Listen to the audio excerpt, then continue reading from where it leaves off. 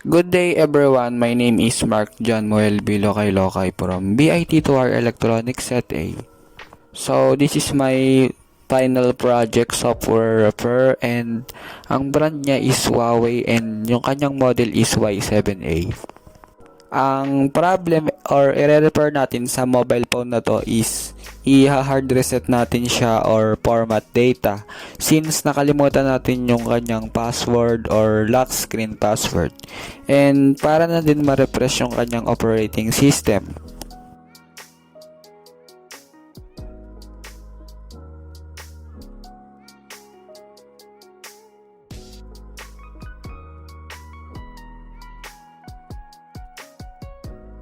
So first step is pinower off ko muna yung kanyang system and tinanggal ko yung kanyang memory card and SIM card.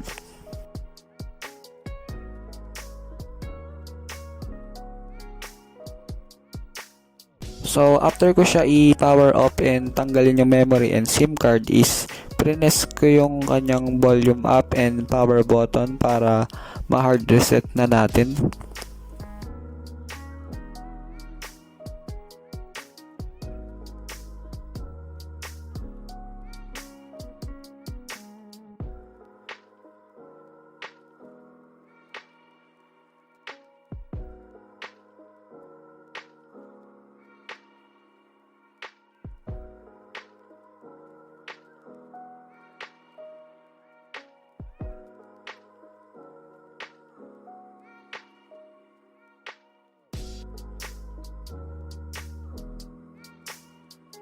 And after nun is ito na yung lalabas. So para makapili tayo is yung volume up and volume down yung gagamitin natin, and yung power button is para sa select.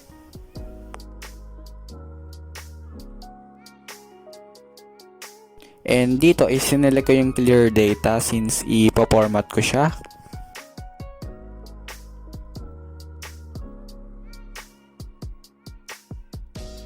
After ko ma-select yung factory reset is tinype ko lang na yes, and dito is mag-i-start na siya mag-format.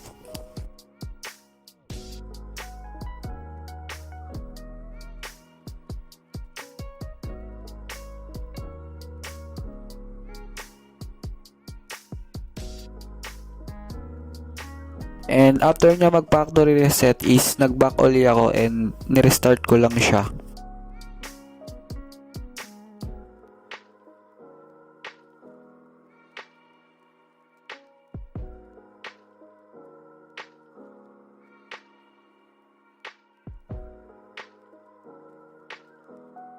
And now is na hard reset format data na natin yung ating Huawei Y7A, and dito is sa setup ko na yung kanyang country, region, and mga agreements.